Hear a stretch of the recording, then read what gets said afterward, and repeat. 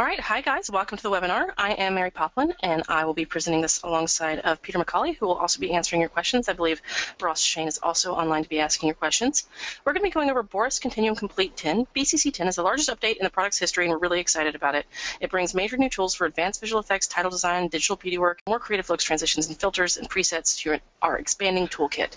So it's going to be available first for Avid. It's coming with Pixel Chooser, now powered by Mocha's planar tracking. We're going to be going over Beauty Studio, your one-stop shop for digital makeup needs. We're going to be going over image restoration, which is with the remover and the reframer. And we're going to go over Stylize, stylization tools, which is going to be essentially light leaks and video glitch, things like that. We're also going to be going over 3D title and animation tools. We're going to be touching very, very lightly on those. And then we're going to talk about some of the new transitions available in BCC 10, which are the light leaks dissolve, cross glitch, cross melt, and cross zoom. So your questions are going to be answered live in this demo. So basically go ahead and type your questions in, hit send, and we will answer you. I won't be answering you personally, but Peter or Ross will, or Jesse. So definitely stay tuned for that.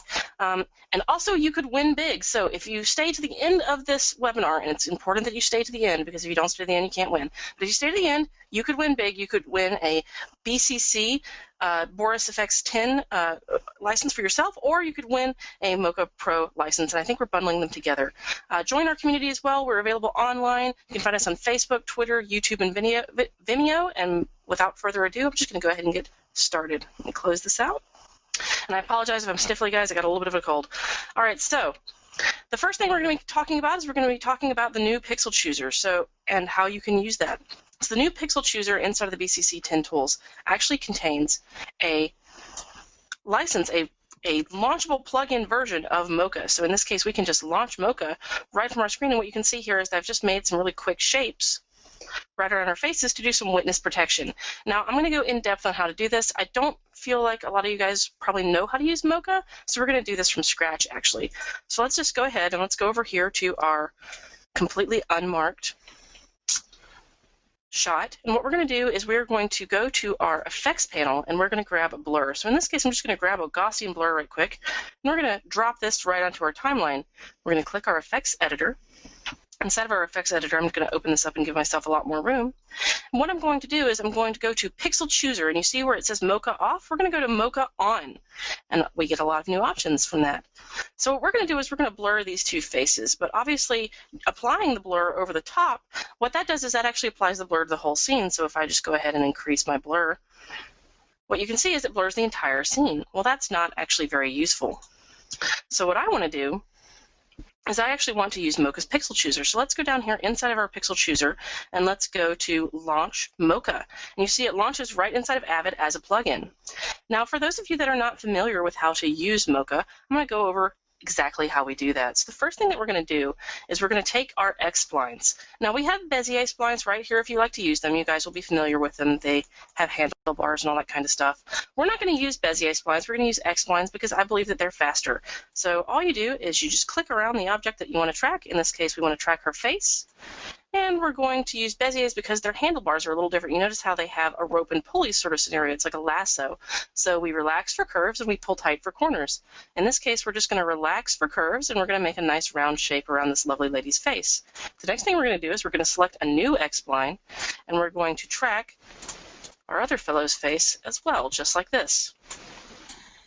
And so now we've got both of these circles around our objects that we want to track. Now, Mocha is a planar tracker. What does that mean? Like, you notice this doesn't look anything like a point tracker or feature tracker interface. There's a reason for that. What a planar tracker is a planar tracker is something that tracks a pattern of pixels as they move relative through one another through a shot. And to track planar data, we actually have to have an area of texture to look at. So we just are a very planar tracking is a very fancy way of saying texture tracker.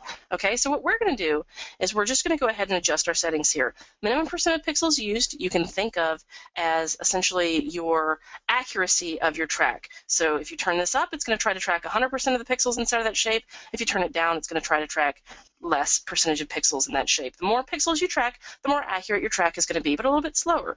Okay, so smoothing level, you don't really have to worry about unless you have super, super grainy footage, and I mean like, 1960s levels of grain, your Super 8 levels of grain, okay? Your input channel luminance is just your RGB, and then auto channel actually picks between RG or B based on what Mocha thinks is best. And then we track translation, scale, rotation, shear, and perspective. So let's talk about that for 1 second. With point and feature trackers, usually all you end up tracking is X and Y data for points. What we're actually tracking is translation, scale, rotation, shear, and perspective. So what is translation? Well, translation is pretty obvious. It's your X and Y data, right? Okay. And then scale, also obvious. Okay, everybody knows what scale is. It's how it's zooming or not, right? How it's growing or decreasing in size. Rotation, also very easy. It's just how the object is rotating. Okay. Shear and perspective mess people up. So what is shear and perspective? Shear and perspective, shear is just this movement in X and Y. Okay, so it's just going to be this turning into a trapezoid or a diamond, and then perspective is actually that movement in Z space. So here's shear. Okay, so you see how it's a square becoming a diamond? All right, perspective is that motion in Z space, and you see how it's tilting, okay? So perspective you would need to track if you're tracking like a door opening, the side of a face turning, things like that. But for shear, you really only need to track it if you're doing something like tracking a logo on a shirt or tracking like a squib, things like that. So in this case, we're like, in case you don't know what a squib is, I mean like a blood squib or something like that, but I imagine everybody knows what I mean when I say that. Now, we don't actually need to track translation, scale, rotation, shear, and perspective for the shot because we're tracking their faces and we're tracking them for witness protection. And witness protection is just a thing that you're going to have to do all the time as an editor, especially if you work on live action shots. So what we're going to do is we're going to track large motion because that's the basic motion of the shot. Small motion is what you would call sub-pixel motion. It's almost barely perceptible motion. That's like your camera's on a tripod and the wind is blowing past. And manual track is actually something totally different where you actually move the track by hand. So we're going to track large motion because that's what we need. Now we're going to go ahead and track this forward. What you're going to see is these shapes are both going to track independently of one another, and very, very, very quickly I'm going to get the data that I need to do my witness protection. If these had been moving a lot in rotation or zooming, I could have increased this value to have it hang on better, but because this is a very straightforward track, all I have to do is hit track forward. Now from here, all I do is save and close, and now my shapes are applied right to my blur. And so what I can do is I can come in here to my shape, my mocha shape data, and I can actually feather it a little bit to make it look a little bit more natural. And very, very quickly, we have our blur witness protection right on our people. Now, this works really well for things like license plates, for people in a crowd, for anything like that. And the cool thing about mocha is you can actually use layer order to make holdouts for objects that you have to track behind them. So that is the power of planar tracking. It gives you the ability to make roto extremely quickly. We actually cut your roto time in half by cutting your keyframes down to about a third of what you would normally use. In fact, just to illustrate that point, let me just launch mocha again. I want you to look. There are no keyframes on the spline. It's just the one shape I made, and then mocha does the rest. Okay, so that is really, really handy.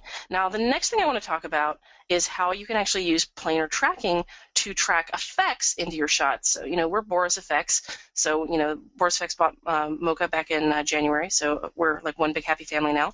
And the cool thing about that is our tools now play nice with one another. So in this case, I've got some Boris FX light rays moving in this shot. Okay, and we're using a mocha track to drive these light rays.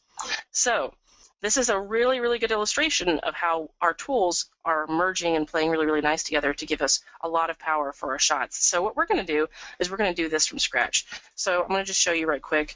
What we've done here is we've just put a Gaussian, a BCC rays puffy MT on here, okay, and that's going to be in your legacy versions. And what we're going to do is we're going to use mocha tracks for this. And the first thing we're going to do is we're going to do that Gaussian blur thing again. So I'm going to jump over to my shot that doesn't have anything on it. Okay, and what we're going to do is we're going to grab our Gaussian blur and we're going to drag and drop it right here on the top of our shape because it's just a really quick effect and it gives me access to the to mocha inside of my tools right now. So we're just going to go ahead and launch this. Let's go to our pixel chooser, mocha on, and let's go to launch mocha. And now what I'm going to show you is tracking this wall over here. We want our light rays to come from the right-hand side of our screen. Okay, so the way that we're going to handle that is we're going to track this. But what I want you to notice about this background is that it's completely blurred out. Okay, what you can see is that this is super, super blurry. And a point and feature tracker would have a really hard time latching on to any hard edges here to track. So what we're going to do is we're going to use the power of planar tracking to get that track nailed down really, really quickly. So what I'm going to do is I'm going to actually track from the end of the shot to the beginning. And the reason for that is I actually have more data at the end of the shot. So we're going to go ahead and we're going to track. And you can track from any point in the shot. So we're going to track over here, and what we're going to do is we're going to turn our grid and surface tool on. Now, our grid and surface tool are really important because what they do is they actually allow us to see what our track is doing as opposed to the shape. A lot of times what people will do is people will look at the shape inside of Mocha and they will think that it's telling them what the track is doing, but you can never pay attention to the shape data to tell you what the track is actually doing. So what we're going to do is we're going to move our surface tool down here to where we want our light rays to begin, okay? And we're going to track translation, scale, and rotation. We don't really need to track shear and perspective for this because it's not really necessary. If we feel like there's a little rolling shutter in this shot, excuse me, and I feel like there actually is just a little bit of bounce and jiggle, I might want to track shear just to get that little bit of edge there. So maybe I'm going to track shear as well. And what we're going to do is we're just going to use our large motion. We're going to leave it at 30% of pixels, and we're going to track backwards. What you're going to see is Mocha's going to hang right on to this area, even though there's not a lot of detail there to track because Mocha's tracking the texture, all right? Now, you can see here we have our little center point tool. You can see there's a little dot there. We're going to use that as our export because wherever we put our surface tool inside of Mocha is where our export is going to be when we save our data. So what we can do from here is we can just make sure that this looks right by scrolling back and forth. And I can see that it looks really, really nice to me.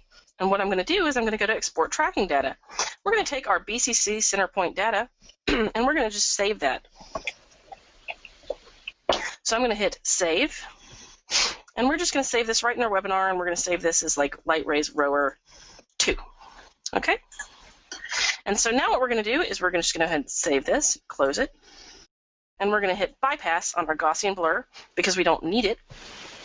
And then we're going to find our light rays. BCC rays, puffy MT, and we're going to grab this. MT stands for motion tracking, okay? And we're going to grab our command, and we're going to drag and drop this right onto here.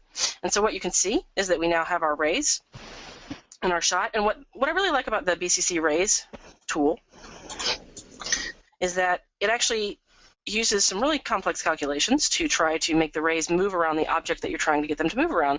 But the rays are coming from the middle of the shot now, and that's actually not going to work. So what's going to happen is we're going to move this location over to our center point. So let's just go ahead and go to our tracker. So we're going to go to our motion tracker data, and then inside of motion tracker, we're going to go to import and export. So let's go to load our tracker data for Mocha. And we're going to go to our desktop here where I've got my track that I saved just a moment ago. We've got light rays rower 2. We're going to open that. All right, and what you can see is that we've actually got a track moving along the side now. And in the BCC tools, we have these nice overlays that you can pay attention to that'll show you what the track is doing. So from there, what we're actually going to do is we're going to apply this to the light source. And now, just like that, our light source is moving properly in the scene based on our Mocha tracking data. All right, and you can see it's moving around the arms as they come back and forth in space. That's what I really like about this tool. Now, I also want to talk a little bit about one of the tools available inside of the BCC 9 and 10 tools, and that is the effects browser. So let's just launch the effects browser right quick. And what I want to show you is that very, very quickly you should be able to customize your looks for this. So I'm going to actually do probably a white blast, but let's go to shimmering. There's black and white. I'm going to do a white blast, and we're just going to go ahead and apply this. And now I have a white blast for my shot really, really quickly without having to do a whole lot of work. And if I wanted to, I could come in here and I could start to adjust my controls. Obviously, we could take the intensity down if we feel like that's a little too much, or we could bring it up if we want to make it look like a dream sequence, that kind of thing. So that is the power of planar tracking inside of the new BCC 10 tools. We're really excited about that. So just to recap, that is Mocha shapes available inside the BCC 10 tools and Mocha tracking data available inside of the BCC 10 tools. And you can see how fast that is. So moving right along, what I want to talk about. Oh, Mary, before you jump along, can I just mention that one thing I'd like to have everybody know is that, yes, you've been used to the BCC spline tools inside of all of the filters and being able to access these custom splines within the pixel chooser in your AVX timeline. But what Mary just showed you is something really important. You can have not just one spline, which is what you would do with the previous pixel chooser 2. With this new pixel chooser, the integration of Mocha shapes and tracking, you can have any number of shapes, and you can have any number of track data applied to each of these shapes independently, all within a single instance of the filter. So it's extremely powerful what Mary is just showing us with this new development. But exactly. Over to you, Mary. Oh yeah, no problem. No, you're absolutely right, Peter. It gives you the ability to do some compositing tasks inside of your Avid editor and your timeline, which is amazing. Yeah. All right. So the next thing I want to talk about is one of the new the new looks that we have, and that is light leaks. All right. So light leaks is this cool tool that starts to add light to your scene and overlays to make your shots a little bit more dramatic. Now, if you see any banding in this, I don't know how the compression is coming through for you guys online, but if you see any banding in this, I want to point out that while this is previews in 8-bit and you will see some banding, when it renders in 16-bit, you shouldn't, and that's important to note. Okay. Now, let's talk a little bit about light leaks and how we apply them. All right.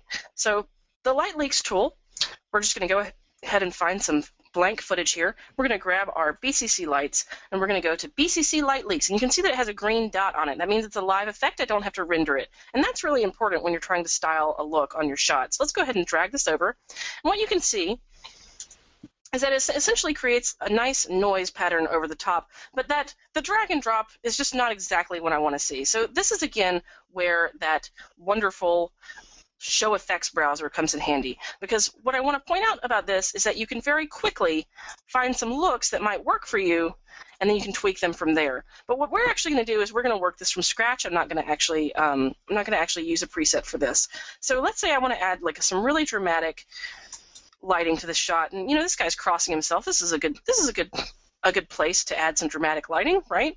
So what we're going to do is we're going to go to our effects editor, okay? And inside of our effects editor, we're going to go down to our colors. So I want to actually change our colors. I want to make this look a little more pure, a little more black and white, a little less colored, okay? So we're going to take our colored light, and we're going to double click this. I'm going to make the first highlight white. We're going to make our middle color something that's a little more blue, a little more subdued.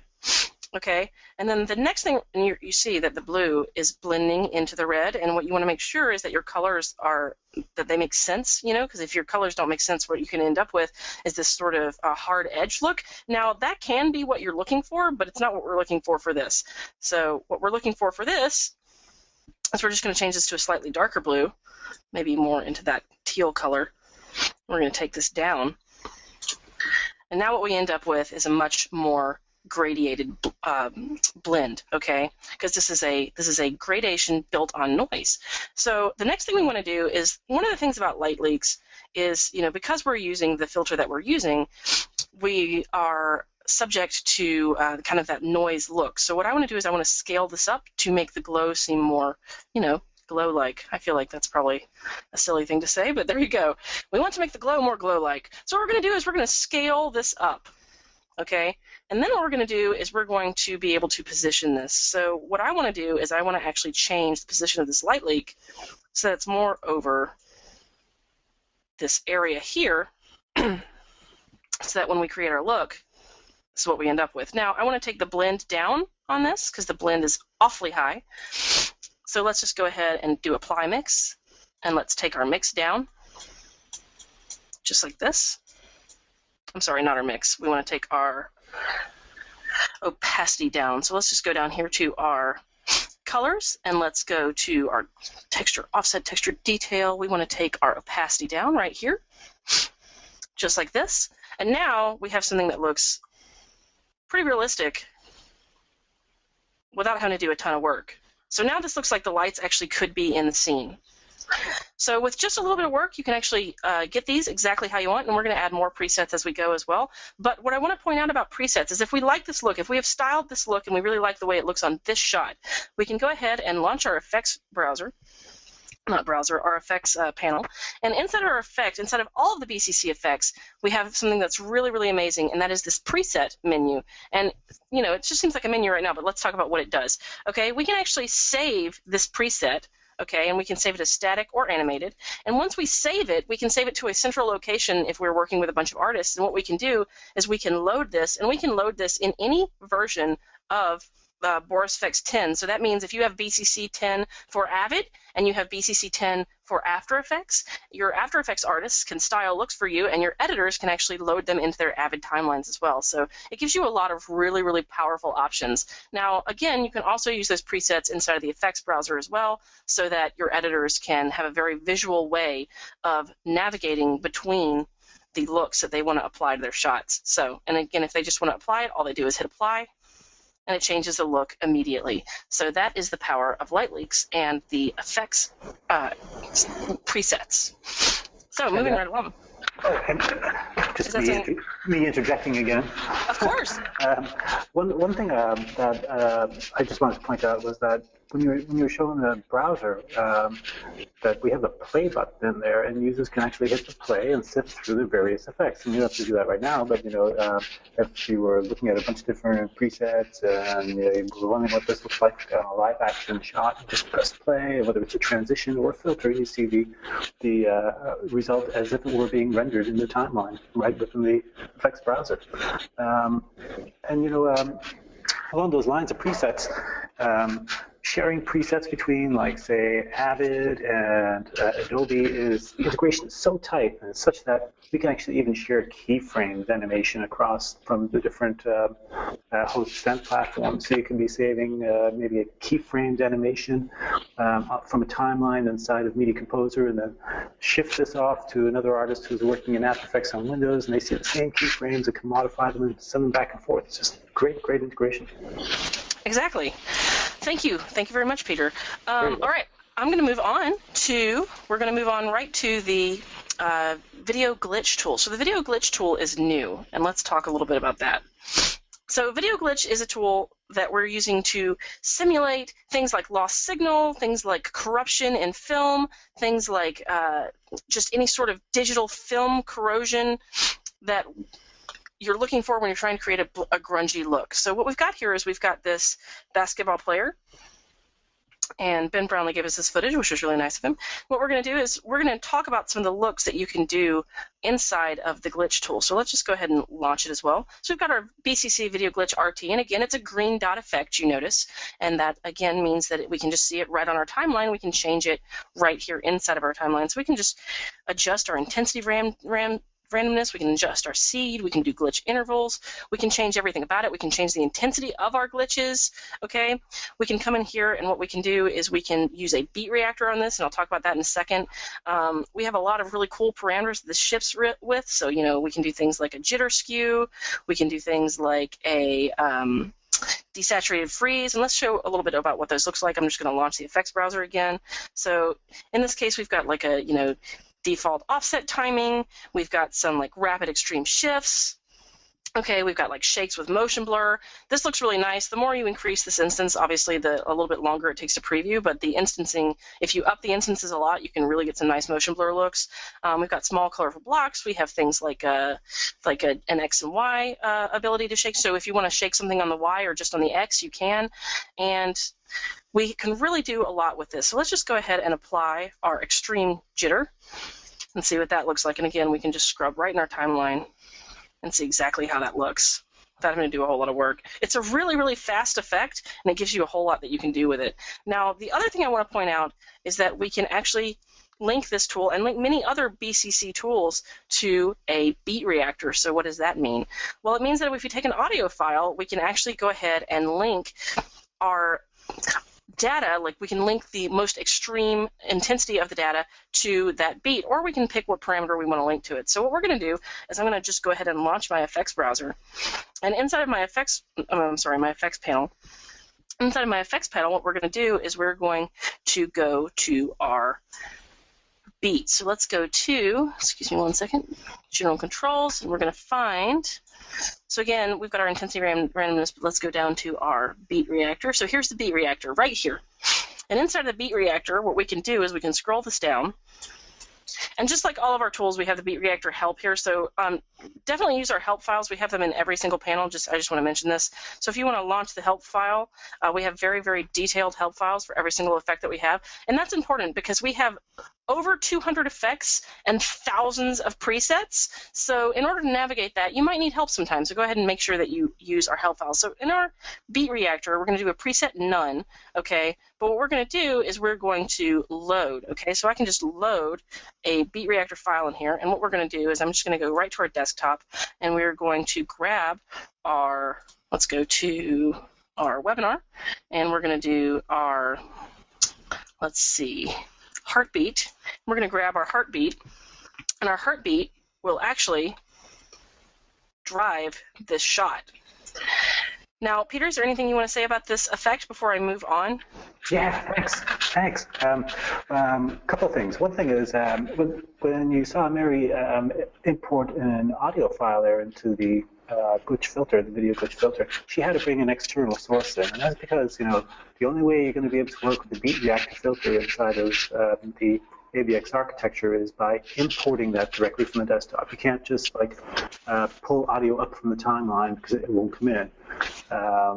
So just be aware of that, folks. Like when you're trying to bring in an audio file, you're going to have to import that externally. If you need to cut from the timeline and export that, you can do so just as long as you save it as an AIF and then bring it back into the glitch filter. And there was one other thing in the glitch filter, which is a really cool feature, I think.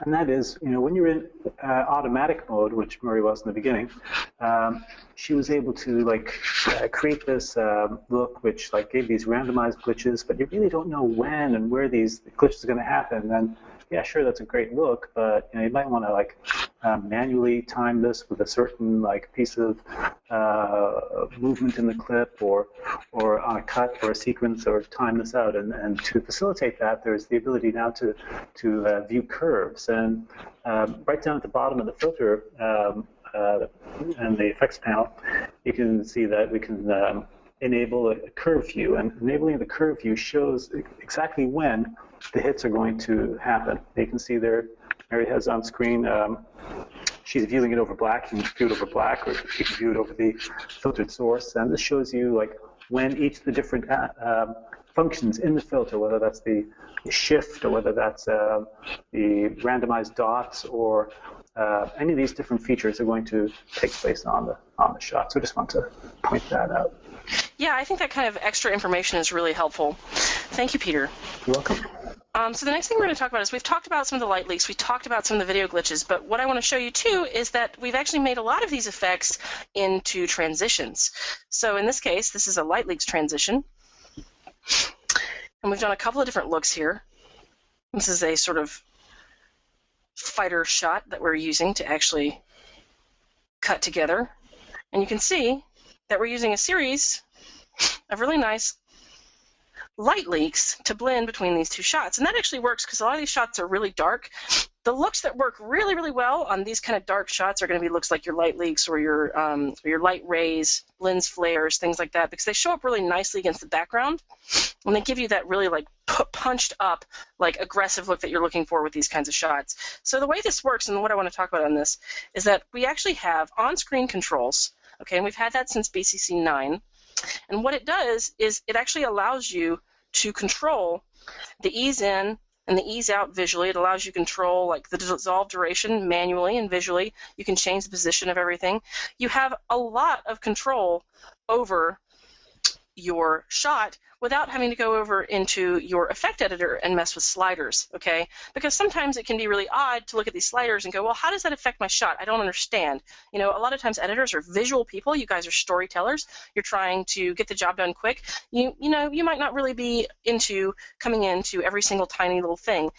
Sometimes people complain that, you know, the BCC tools have a lot of controls and that, you know, they just want like a couple of simple things to just put the effect on and get it done. Well, we've done that for you with the effects browser, with presets, and with things like on-screen controls that actually give you tons of ability to manipulate your shots. So just like this, now we've changed the transition with our on-screen controls without having to do a whole lot of work. So, and again, this works the same way as the light leaks filter did. So our light leaks, again, we've got, you can change the colors here. You can add all sorts of generators to the top. You can have more than one. You can really start to change the look of your shot, make really complex transitions without having to do one or two little things. So now we have something that looks a little bit more like a rainbow. But again, you can make these complementing colors, you can make them contrasting colors, it doesn't matter. So that is the light leaks dissolve. Peter, do you want to say anything about light leaks before I move on to the next dissolve, which is going to be glitch? I guess one thing I'd mention about the light leaks and light leaks dissolve filters is that they're resolution independent. That's why we did them procedurally as opposed to using bitmaps, which some times are used to create this light leaks look. I mean, if you were shooting something naturally, of course it would scale up because it's in the lens, it's in the camera. But if you're using a filter to generate this or any other method to generate this look, it can sometimes become pixel dependent. And so you set something up in HD and you want to scale out to 4K. Then all of a sudden the effect looks totally different, and you have to go back to work on it before you can get it off into tape. But because we are procedural based, they scale automatically. That's really awesome. Thank you, Peter. You're welcome. All right, so the next thing I want to talk about is our glitch filter. So, well, it's not the filter, it's the transition. So the glitch transition is really neat. I actually really like it because it can either transition from black into an image, with really cool effects, because it doesn't just look like a fade to me, or you can have it blend between two shots really nicely. In this case, I really liked the vertical transition here, where it just sort of smashes this out of the way and then duplicates it across the board. And then you can do things like have this fade out into black as well with the black actually having the glitch on it as well. That's what I like about this filter. Like, it gives you so many options. Now, this is really cool to me because, again, we have a lot of awesome presets. So all of this that I just did on my timeline is actually done with presets. I barely tweaked anything. And without even having to tweak anything, I got a really, really nice cut that showed exactly what I wanted to show. Essentially, the look I was going for here was that, we have a rocket taking off, and that is creating some sort of signal-to-noise difference, and then we cut to our astronaut, our drunk astronaut, stock footage. All right, so from here what we can do is we can actually adjust our panel. So let's go in here, and again, what you'll see is we have our same on-screen controls, okay? In this case, we can actually change the intensity, okay? We can actually change the ease, and we can really adjust our shot very quickly without that. And again, we can also do that thing where we go into our effects editor and we show our effects browser. I'm going to keep showing you guys the effects browser because I really like it. That's just the way it is. But like, what you can see is that very, very quickly you can see exactly how your shot will look. And again, you can play it if you like as well. And you see it'll show you the transition. So once we come over here, you can see how it transitions right into your shot. All right. And you can adjust based on how you want this to look. So in this case, if I want to just change the look entirely, I can really, really quickly. So again, this just changed the whole look of my my cut with just a couple of button clicks. So the things that you want to pay attention to inside of the glitch cross glitch is also going to be your intensity, your randomness, and your seed. Those tend to be the ones that I find to be the most useful. Also, glitch duration is going to be one of the ones that you want to pay attention to. Peter, do you have any sort of thing you want to add to the glitch filter? Nope, the backbencher is quiet for the time being. Perfect. Wonderful. Moving right along, we're going to talk about cross melt. All right. So cross melt is a really neat effect that we've made for you guys. And what it does is it actually uses displacement maps and blurs to make shots ooze together in a really interesting way. So we keep using our Fightville shots because they're kind of interesting for cuts. What you can see here is that we have a lot of options and a lot of different looks. So you don't have to cross melt something with a lot of displacement. If you want a lot of displacement, you can do something like this, where obviously we're having quite a bit of displacement as the objects melt together. What this would work really well for is this works really well for shots that are visually similar or line up in interesting ways. Okay? But you can also use this for things like vertical wipes, like vertical blurs or horizontal wipes, without having it look like a cheesy horizontal wipe or a cheesy horizontal or a cheesy vertical wipe that's just like one image, crossing over into another. These transitions give you the ability to make something that looks really pumped up without having to do a whole lot of work. So let's just go ahead and open this up in our effects viewer. And again, you can see that the main controls that we're going to worry about here, again, we have all of our controls right here on our screen, so we can do our blur duration or dissolve duration. We can mess with all of this right on our screen. But what we're going to do is we're going to mess with some of the displacement as well. We're going to make this look a little bit more liquid, okay? And we're going to make this a little more bright. okay? And now we can just go ahead and up the well, let's lower the contrast a little bit, make this look a little more blown out and glowy. So we can add some master blur to everything, or we can decide based on channel how we want to blur everything. So again, really, really quickly, we have the ability to change our look really nicely. Like this could be a good water transition. That's the kind of thing that you could build with this. So you have a lot of control here. So anything from really mild to really aggressive. It just depends on the look you're going for. So that is our cross melt. Anybody have any questions about cross melt? Or I'm sorry, Peter, do you want to add anything about cross melt?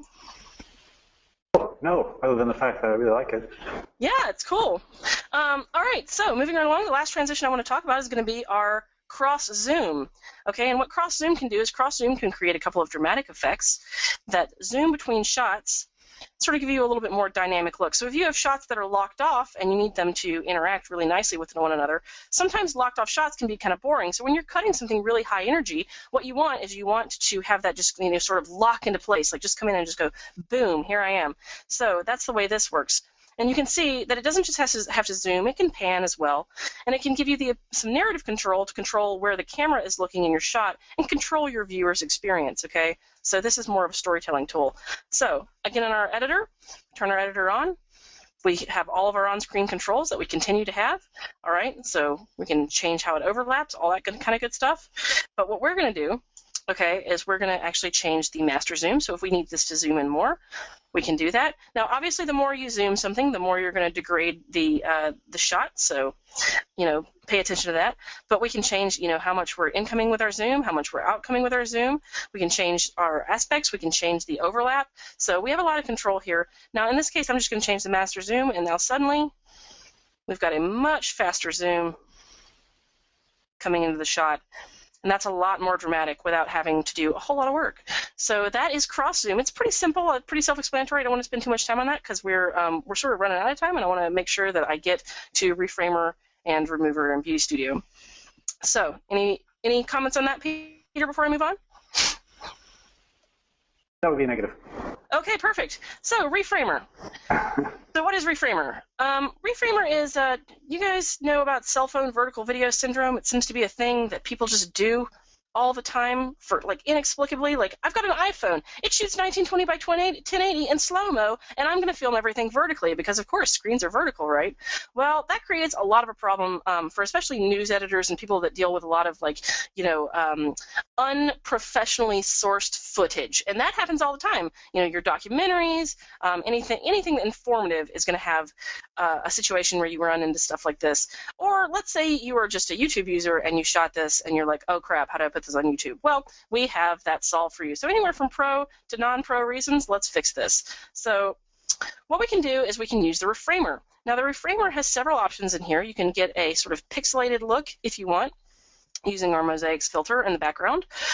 You can get a sort of glow if you're trying to do a beach sort of look, which is what this is. Or what I actually liked best was reframing this in a way that makes it look like the shot actually is just blurry on the edges. So we're going to show you how to use these effects really, really quickly, okay? So again, very different looks that you can get to reframe your shot. And it's way better than black bars, because Avid always puts black bars on the side of your images when they don't match up with the aspect ratio that you're trying to create. So let's come over here to our image restoration tools, and let's go into Reframer. Now, Reframer, we're going to drag and drop right here onto our timeline. You can see that we've got, ideally, the way we're starting, not ideal. So what we're going to do is we're going to actually start to change this. Now, I'm actually going to go into one of the ones that I've already tweaked because I don't want to take too much time on this. So let's actually go back to our one that I like, and let's talk about how we did this. So what we've got is we've got our title matte, our source setup, okay, we've got our foreground transforms, and we've got our foreground effects, and our background options and effects. And you can see that this starts to get a little confusing really quickly, but it doesn't have to be, okay? So what we do is we go ahead and on our general controls, we're going to use the background for the first below, right, which is just our own image, all right? And now we're going to alpha our own matte, like our title alpha. We're just going to use a straight matte, okay? With our source width, we're actually going to keep our crop the same, okay? But what we're going to do is we're going to scale up the master, okay, to somewhere around that 140s, all right? Now, that's all we're going to do. For our foreground transformations, though, again, we're going to make it a little bit bigger in the shot, and the reason we do that is because what we're trying to do is we're trying to cover up the swing of her arms in the background. All right. Now the next thing we're going to do is we're going to blend the edges, because obviously if we don't blend the edges, we end up with a hard edge. So we're going to use our blend edges to just do a feather on the sides of that. Now, when we blend the edges, one of the things I don't do is I don't blend the top, because if we blend the top too much, obviously we're going to have some blurs towards the top, and that's not going to work. Same thing for X and Y. Like when you scale, you may only want to scale in X and not scale in Y if you're trying to make the I'm sorry, you may only want to, yeah, exactly, scale in X if you don't want to scale in Y, because otherwise you might have your object stretch too much. So the next thing we can do is we can change the background transforms, okay? And in this case, we've just changed the background scale just a little bit, okay? And the effects is we're going to do a BG blur on. So for the BG blur, okay, we just turn our BG blur on, and what that does is that actually makes our background not look quite so artifacty, and the reason for that is we've blown the background up quite a bit, and the more you blow the background up, the more problems you're going to get. So you can either blur it if you've blown it up too big to do anything about it, or we actually have a sharpen as well to put on the BG, but I actually wanted to do a blur because sharpen was not going to save it, because again it's cell phone video, and you can see the compression even in the girl that we've blown up. So in order to remove that compression that would have been on the edges, we went ahead and blurred it. So there's a lot of stuff that you can do with this filter really, really quickly without having to do a whole lot of work. Peter, is there anything you want to talk about with this before I move on to something else? Well, not a lot actually, but one thing I'd say is this filter came about as after a set of discussions with CBS in New York and in Boston, and I think all the editors at both of those broadcast facilities are going to be extremely happy with the way this filter turned out. It's going to save them so many hours of tedium. It's a good one. Yeah, and there's totally nothing in this that you can't do by layering stuff yourself, but it just makes it so much faster, much faster. So, like, if you're looking at this and thinking, I can do this already, well, of course you can. But, like, do you want to? That's the question. 5,000 times a day. Right, exactly. Do you want to 5,000 times a day? All right, so moving right along, we're going to go to the remover. So the remover is actually a really interesting tool. The remover actually uses, let's just go ahead and show you this. The remover uses an offset, a clone offset, to actually remove objects in the scene. So in this case, we want to remove these numbers from the shot, and using the remover tool, we can actually do that really, really nicely. We can remove both these numbers without having to do a whole lot of work. Okay, so let's talk a little bit about how we do that. First, I also want to talk a little bit about how it can be used for beauty, but I'm going to actually just show you on the wall one because it's faster and we're running out of time. But you can use the same exact technique I'm about to show you to do beauty work as well. So let's say that you need to get rid of things like blemishes on people's faces. You can do that really, really quickly using the remover tool. And in this case, what we've actually used is we've used mocha shape tracking, and that's really important, okay? The mocha shape data and the mocha tracker is really, really, really going to save your butt on shots like this. And let's show you why, especially for shots like this too, because again, this is a handheld shot, okay? And you may get good tracking data on this, you might not. Okay, so what we're going to do is let's show you how to do this with mocha shapes.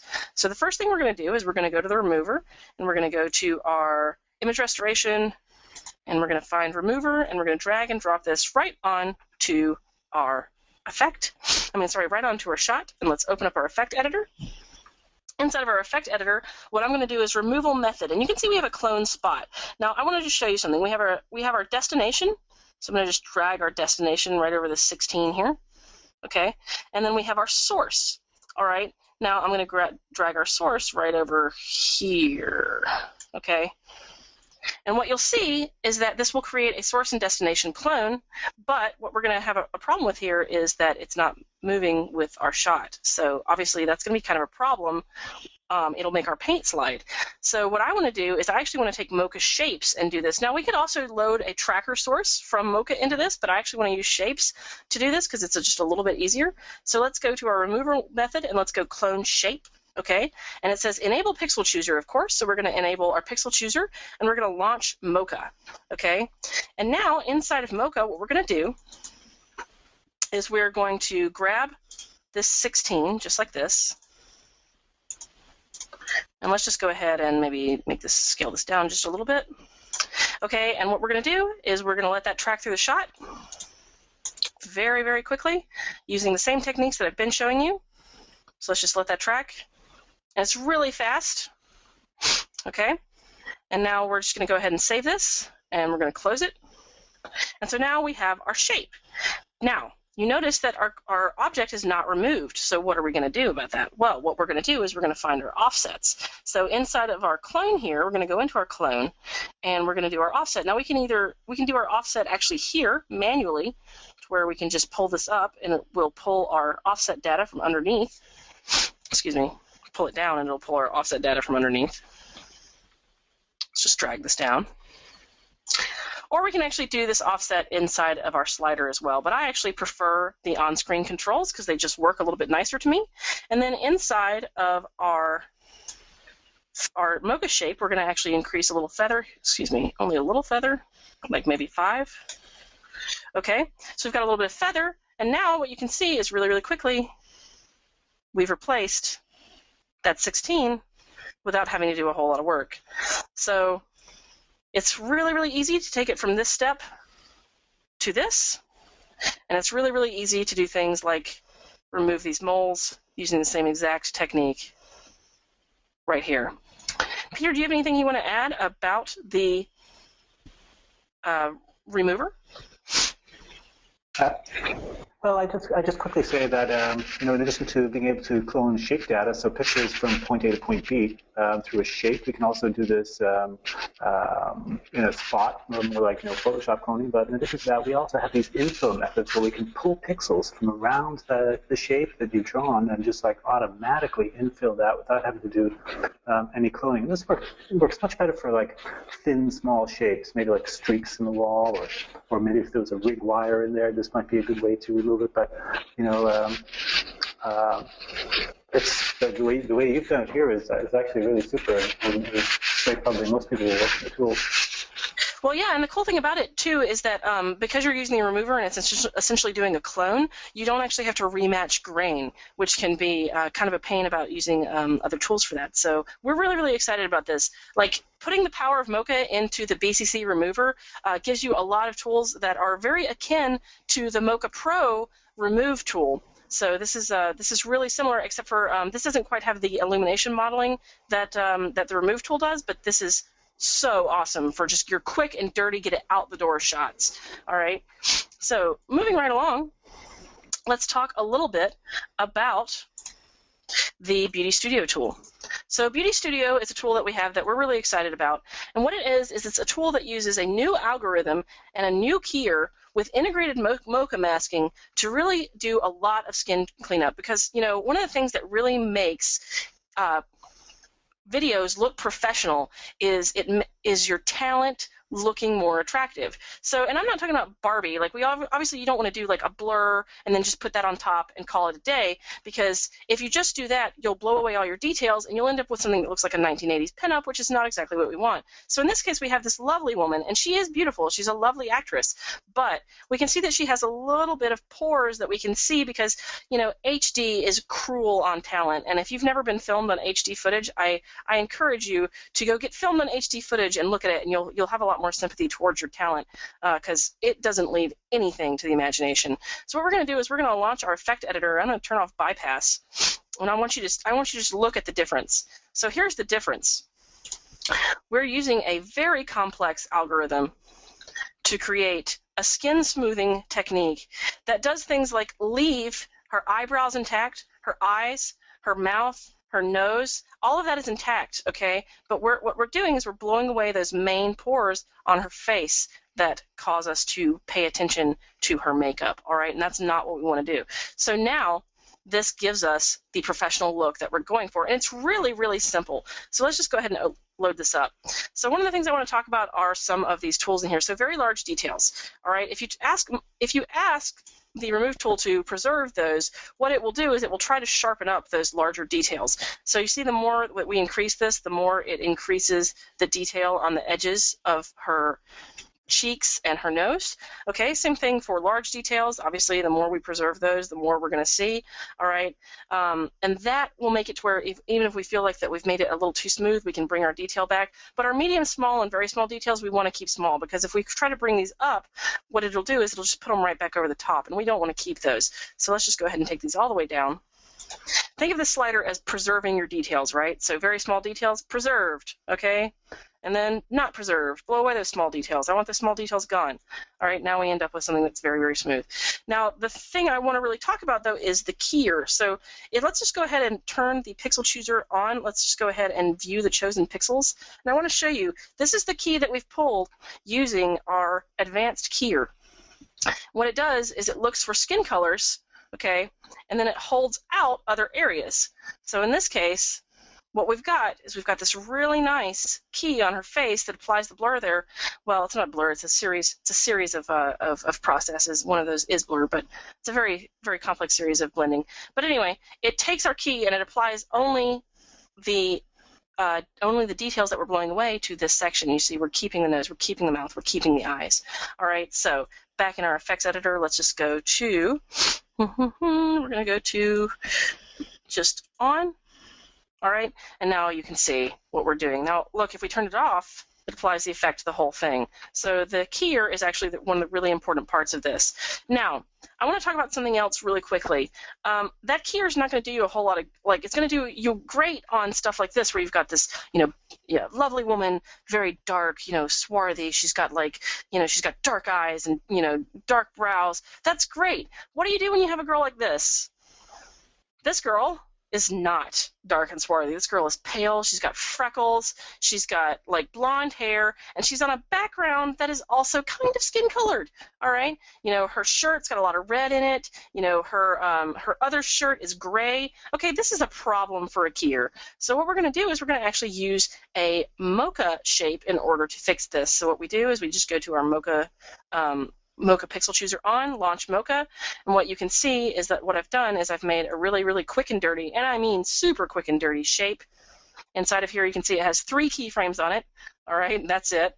And now that shape, when I close this, is going to be applied. So when we look for our view chosen pixels, what you can see is that this is our shape that we've used, and you can see I've just feathered it.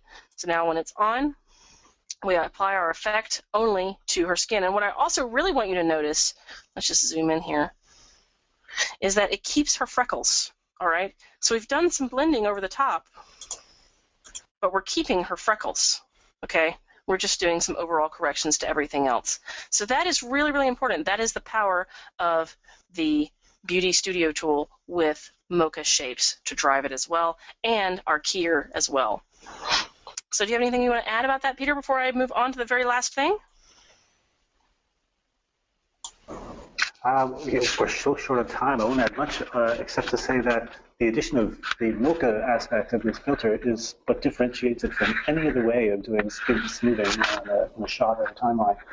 Sure, we have a built-in keyer, as you showed, Mary, but with the integration of mocha, we're able to isolate areas either for smoothing or isolate them so that they're not included in the smoothing. But yeah, let's move on and get to the rest of this. And by the way, this is one of my favorite filters in the pack, better than this filter. But anyway, there we go. Yeah, no, it's really awesome. It's a real time saver. I don't know how many of our users out there actually have to do beauty work, but beauty work can be a real time-consuming and tedious process. This cuts that in half. So the last thing I want to talk about is the new BCC Title Studio. Title Studio.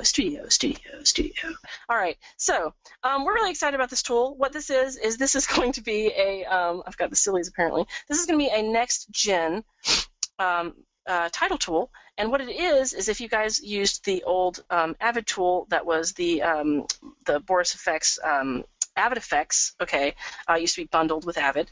It's not anymore. Now it's in BCC 10. This will look familiar to you because this is its offspring, okay? This is the next generation of title tools.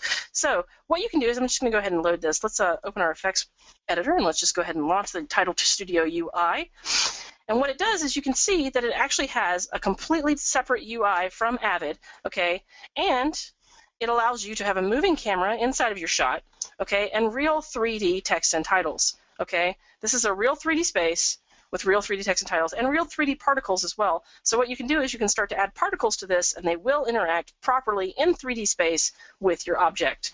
All right, so that's what's coming as far as Title Studio goes. Now, some of you might not be like super into this, but we are really excited about this for motion graphics editors and people who need to do title work. So we're just going to go ahead and close this, and we're talking about one more thing, and that is, you saw that I could load a 3D workspace, but what's actually really cool is that we can also load 3D models with textures and everything into this workspace. So you can start to load Cinema 4D models right into Title Studio. And let's show you exactly what that looks like. Now, while Title Studio does not actually have, excuse me, while Title Studio does not actually have a the ability to import the animation from those models, it can import the models, and what Title Studio does is it actually has its own animation tools inside that you can actually use to animate this work inside of Title Studio yourself, giving you a lot of control over the images that you're making.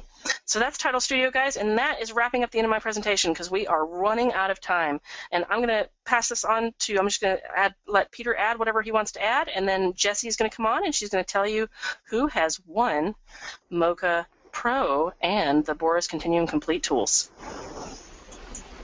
Mary, that was a great presentation. Thanks so much. And I don't have a lot to say because we don't have a lot of time left, but I hope everybody got a lot out of this. You know, all the stuff Mary showed you in BCC 10, which is coming out very soon.